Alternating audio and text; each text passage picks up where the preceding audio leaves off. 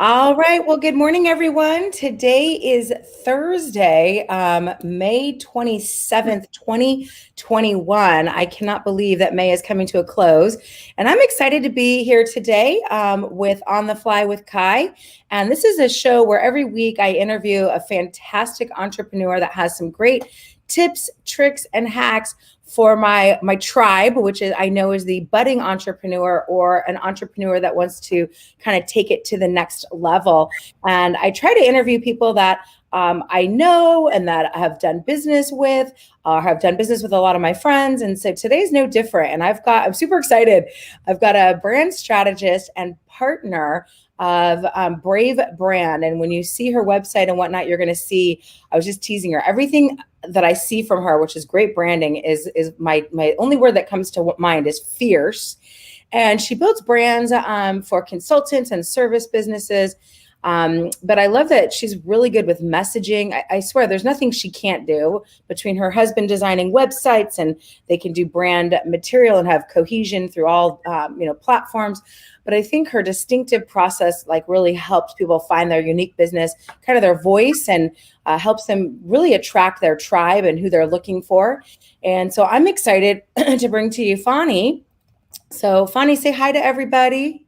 Good morning, everybody. Hey, Woo! Kai. Hi, thanks. Thanks for having me. You're welcome. Well, we're going to hop right into it. And the reason I love this is I love people, and people are so interesting, and they all come from amazing different backgrounds. And you have a very unique perspective on the world. So I'd love to talk to you, about growing up in Eastern Europe and during communism. And so it's kind of a big question, but, how was your growing up, and how did you, end up immigrating to the United States, and how has that affected, who you are and your voice out there in the world today? Wow, what a great question. So I was born in Bulgaria, and I've been here longer than there because I came here in my 20s. But the one thing I have to say about Bulgaria, it was a communist country for about 40 years. And when I was growing up, I was acutely aware of two things. One was this commercial emptiness, and then ideological propaganda, because we never had anything in our stores. It was always, and this is why maybe I am so fixated and obsessed with branding and product and service identities. When I was growing up in Bulgaria, there was only a few products. Like, I remember there was one type of gum I grew up with, and then there was two movies that were circulating throughout the year on TV. And then the other aspect was this ideological propaganda, which we would hear all the time, which is these slogans, and we had marches, and everything was about the community, and everything was about in the name of the party. It was a lot of, and it doesn't take long for a kid to figure out that it's very trite, and it's very contrived, and it's just really, everything felt really stiff. But at the same time, my culture is super warm and loving, and and Bulgarians are passionate, and we always fight, and we dance, and we laugh. There was that. We always told jokes about the party and our party leader, which, by the way, was illegal because, in fact, people got thrown in jail for that. We were whispering those at parties. My parents always, there was always some kind of dirty joke about the party leader.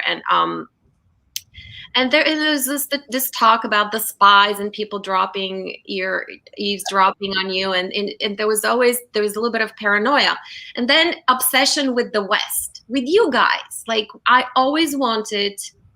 First of all, I never felt like Bulgaria was that psychologically and energetically I was fitting in, and I started thinking about kind of traveling early on. So when the borders opened after communism fell in '89, I applied for a scholarship, and I went to Boston right away because I was accepted to study graphic design there. But we were obsessed with everything Western, everything American, everything that had this glow of infinite choices, and the chocolates that sometimes I saw some of my friends, their parents traveled and they brought. So there was a lot of emptiness. There's a lot of fitting in, trying to be the same. Everything, we all were like this. We were paid the same amount.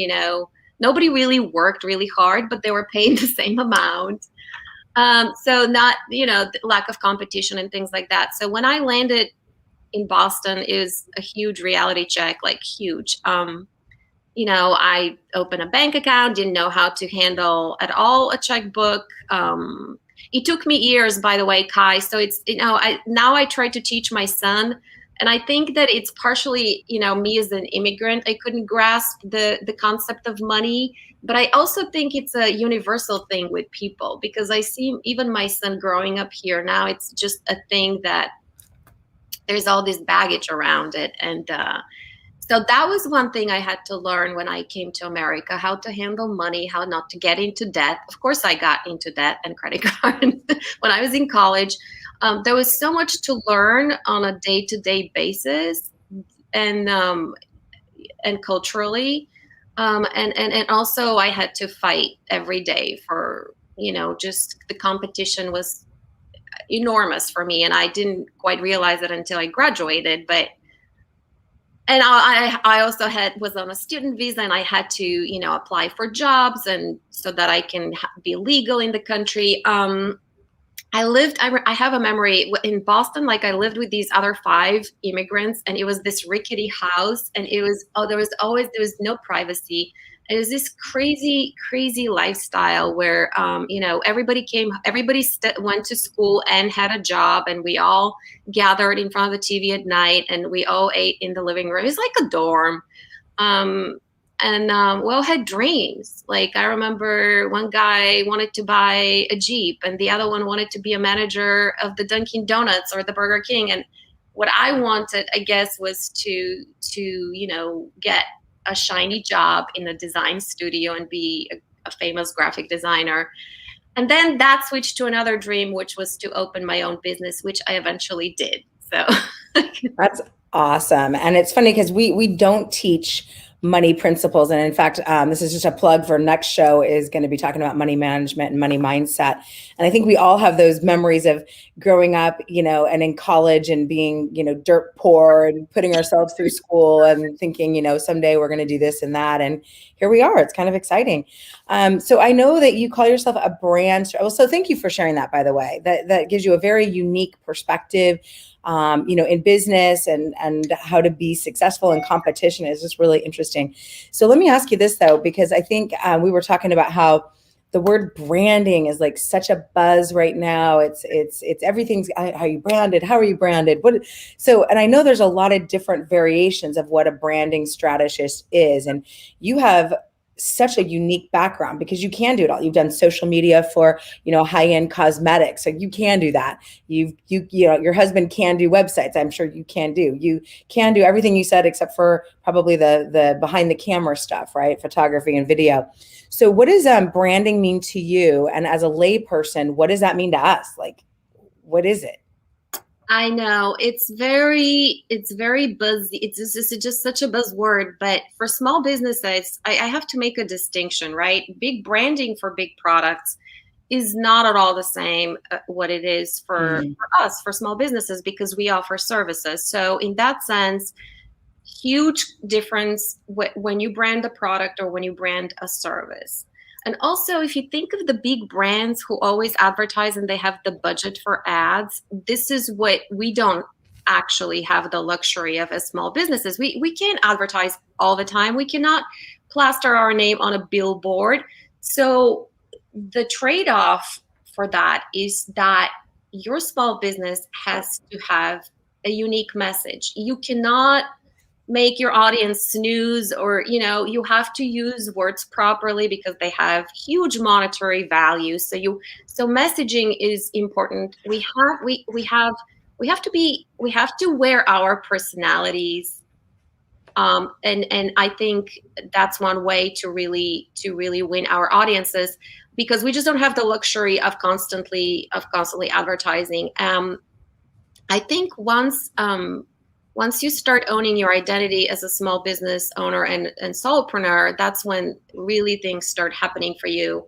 And And you know, branding is such a huge topic, and some people say there's so much mixed into it. There's anthropology, there's semiotics, there's psychology, there's marketing. But I think when it in my mind, when I think of branding, I always think of an idea which positions you in your space, either as the expert or as this unique person that came to earth to tell their story. Because let's just take you, Kai, like the way you speak, the way you present yourself, and also your values, your upbringing makes you who you are. And I think, and you're definitely translating that into your business identity. I don't know if you've seen the movie Inception by Christopher Nolan, but one of the characters, the main character, says in it that an idea is the most pervasive thing, like the real force in the universe. Ideas are very powerful, and once you have one, it's really hard to eradicate. And that's true for you, and that's true for your audience. So once you land on an idea for yourself, for your business, for your identity, as long as it's a good one, you do everything possible to communicate it in simple terms, and your business will take off. So that's how I perceive branding for small businesses. So we work with our clients to find their big brave idea that makes them unique. That's the big opportunity for their business. And sometimes carves a specific space for them in their market, so that they're, so now you're known for a concept. You're not constantly regurgitating what everybody else is saying. But for that to happen, you have to really get to know yourself. You have to dig in to your story. And that's also one thing we do our clients, because the more you know yourself, the more fierce you are, as you said. And by the way, I try, but I think we're all human, and I think and also vulnerable. Our vulnerability makes us unique as well. So I'm going to touch up a little bit on something that might be useful for small business owners.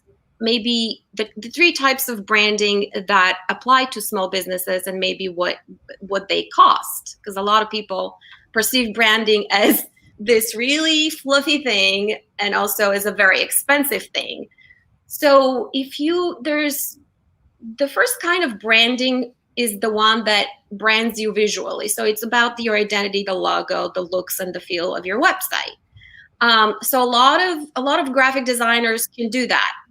The second type of branding mixes in messaging as well. So some graphic designers can do that, but not, and they hire copywriters. And this is what I started doing for my clients maybe 10 years ago, ad messaging, because it really helped. So it gets a little more expensive if your brander or designer offers messaging. And then the third kind is when your business is not really doing so well as far as revenue, and your brand person or brand strategist actually advises you on your offer, what your packages should be, how much you should price them, pretty much just your business model. Because that's also, we go into business, a lot of us are creatives, and we don't know what our business should look like. And I think sometimes it's really helps if you have a consultant that tells you, look, this is where your business is lacking. You need to streamline this and this and this. So the first type of branding, when it's just visual identity, that is pretty affordable.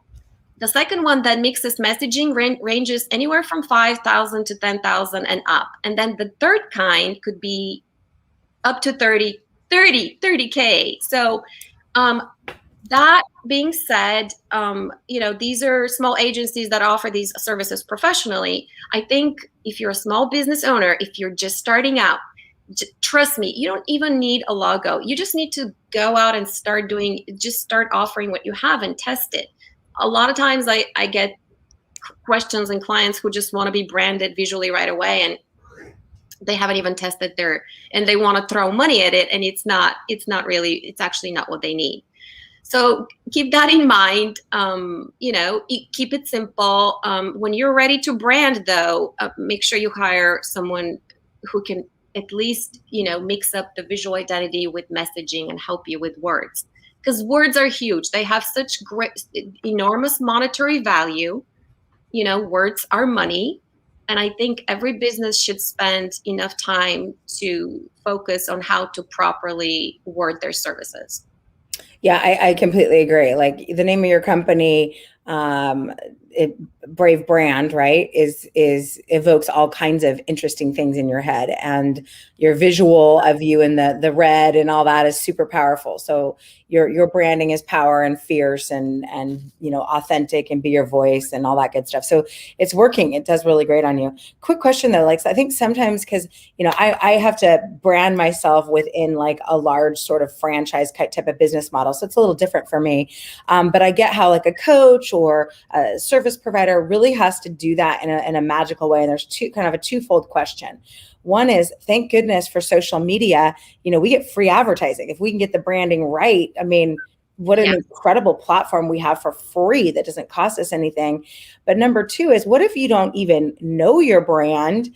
What are maybe some top 3 questions you could ask of your clients or yourself to figure out what is it that describes you, or what's an exercise or a website or something they could take themselves through to figure out what in the world is it? Because that's, I think, hard for people.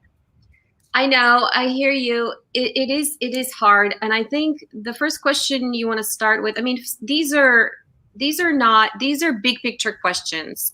Believe me, and all you have to do is just curl up on the couch with your favorite little mug of coffee and a favorite pen and just dig into those questions. And one of them is, why did you start this business in the first place? And then what is it about your worldview? Or upbringing, how does that relate to what you're selling right now? For me, and thank you, by the way, for making that connection with me growing up during communism, because do you see how it all relates to what I do now? And I think it's true for every individual. So find that connection, because it will make you unstoppable eventually in your brand of why you do this. And I think your worldview is very similar to the worldview of the clients you want to serve. So by hashing out those details about your cultural upbringing, your epic story, who you are, you would also define in broad strokes your ideal client. This is what we have the pleasure of doing as small business owners, is to serve someone like us. We get to pick who we target as a niche. And then, I mean, I often ask, and I urge you to do the same, I often ask my clients during our first deep dive interview is, what are you afraid of usually in general, and what are you afraid of right now? And then once you get those, that answer, you would know how far you can go with your business, with your brand. And I urge you to, whatever you're afraid of, just to go for it. And another thing about shaping your voice, a lot of times we need to stand out because based on our narrative. So the more powerful that narrative is, I think the more powerful your brand. And everything in branding is personal. So don't try to fake or copy someone else. Be who you are, and just don't hold back. Just like Kai. Kai does not, and it's true. You are your own personality. But it just shows that you are really aware and know who you are. Yeah. And I think trying new things, like I'm doing TikToks, who would have thought? You know what I mean? Yeah. But with, like I said, that social media, you have access to millions of people that, prior to this, you wouldn't have had access to. So it's a unique opportunity to get your voice and your branding right. And then you can share it with literally the world. It's an insane platform out there. I'm going to go back a little bit on personal, and the audience, you can certainly ask questions. We can see your comments. So if you're enjoying it, you can give us a thumbs up in the chat.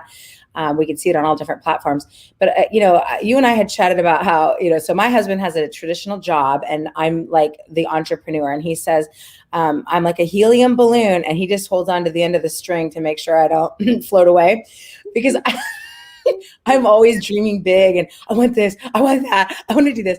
And he's like, okay, all right, like the voice of reason. And I always had said, boy, it's a good thing that I'm not married to an entrepreneur, because I think that would be difficult. Now you are, like, you're married to an entrepreneur too. How does that work in your household? And maybe give some tips to people that, are in a two household where maybe they're both trying to be entrepreneurs. One is, and one's trying to come in. And how did that work? Like, did you go first? Did he go first? How did you both end up being entrepreneurs?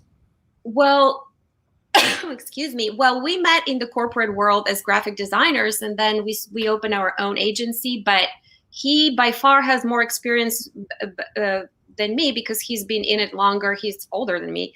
And then when we became partners and married partners in life as well, we started finding out, because we were two creatives who loved working together and bouncing ideas off each other, and often would be while we're drinking wine late at night, and we'd be designing a client's website. But when we got married and we started having bills and a business, it actually the struggle became real. Like, he has a completely different style than me in business.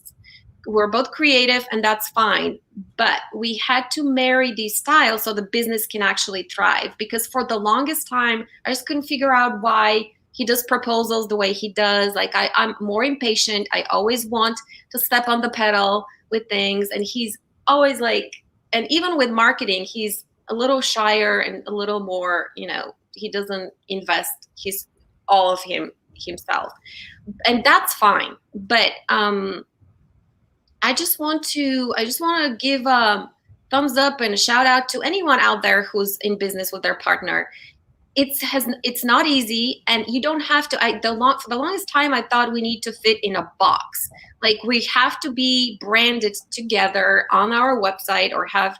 I mean, we even fought forever for the logo that we wanted for our agency, and one person always should yield to the other, and things like that. And sometimes, we switch. I think the bottom line is we learn how to give each other a lot of space, and honor our styles of working. It's still hard to this day, I have to say. And with the solution we've ended up with is actually I bring clients and he brings clients. And sometimes I have my own clients, he has his own clients, but we also have together clients that we work on. And these projects are the most exciting ones. So we created our own model. I have my own clients, he has, and then we come together. I had so many other friends working together as husband and wife, and their styles were different. I always thought we should look like them, or we should do exactly what they do. And eventually I was like, no, let's do what works for us. And I just want everyone there who's business for themselves to know that we're all very idiosyncratic people. We're not alike. Find the thing that works for you.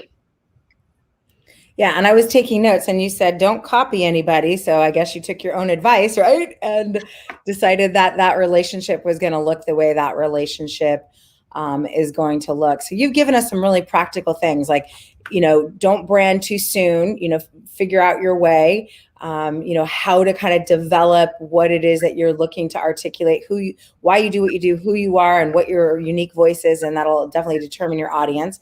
And then if you were to give somebody just some business advice on, now that you're ready to do that, what are some things that you would ask to a branding strategist to see if they're the right fit for you? Because I know there's a difference between doing product and service. So if you're a company, maybe you're interviewing a few of them, what would you ask of them if you're ready for that step? And how would you know if someone's a good fit?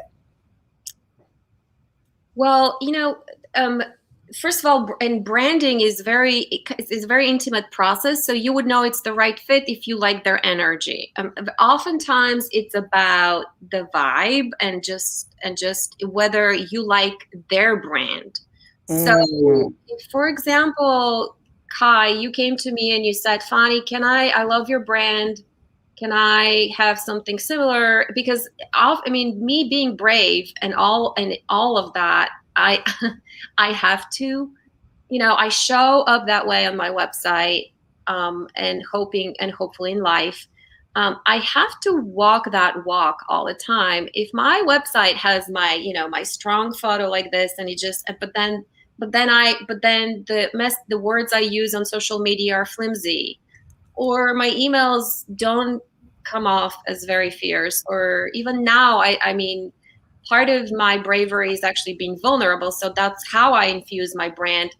But Mm. um, if you came across my brand and you saw it and you really like it and you want me to brand you, just pay attention to whether I'm walking the walk, because a lot of people say things on their website, and they have slogan, they have taglines, and they don't really know, and they put them there because they sound good or because they saw someone else do it. It has to be, you have to be able to do that thing on a daily basis. The thing that, and because we are our personal brands, and we have to live up to them. So you might like my thing visually, my process, my vibe. Just ask yourself, is your brand strategist doing everything themselves that they say on their website? That's so true because, we're looking for agents part-time, full-time. And I always say, I'm never going to ask anybody to do something I'm not willing to do. I walk the walk. I do what I do. And being that is really important. I appreciate that. So in closing, are there any great books, websites, like if you just want to learn a little bit more about branding and if it's right for you and if you're ready, can they call you for a conversation, or are there some books you can recommend? What resources would you recommend for someone who's just like, okay, I think I'm ready to go? The what books?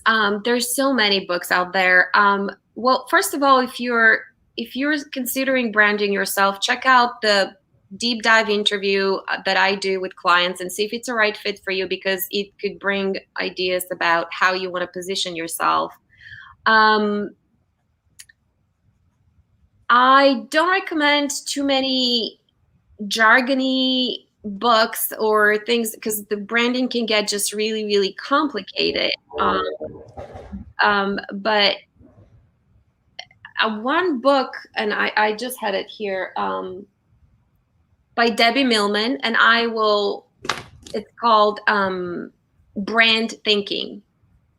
Is something that I recommend if you, but it's a little more philosophical though, but it will give you an insight into how branding is approached by all these strategists. So I mean, that's one book for me, but it might be a little too specialized for folks out there who, and um I have a mentor that I could recommend. If actually, she's amazing for small businesses. Her name is Pia Silva,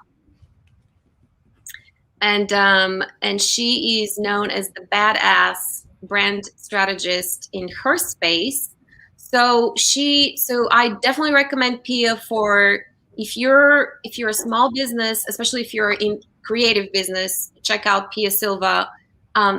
Not for anything else, and she's very unique, but for her business advice. She has amazing strategies on how to structure your offer or how to price your services, something that we don't come with that knowledge. And Pia, by the way, I think she's just has an MBA, and she has that insight. So every brand strategist has a different, obviously different magic sauce, but that's who I recommend if you want business advice. And then if people want to engage with you, so FANI, they say, listen, I'd like to do that interview. I'd like to know more. How would they find you? What would you like for me to put in the chat? So I'll put it in the chat for you. That would be bravelybranded.com. And it is right there on my homepage. So you would find the link. It's bravelybranded.com. Great. And then any final thoughts before we let you go? Because you've been very generous with your time.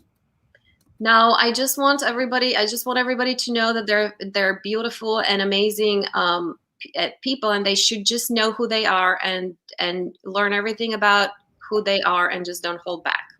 Agreed. Great advice for everybody. I'm going to put your website here and they can see that incredible red and black and fierce and all that good stuff. It is an amazing, amazing website. And I know people have been very happy working with you that I know. So thank you again for being on the show.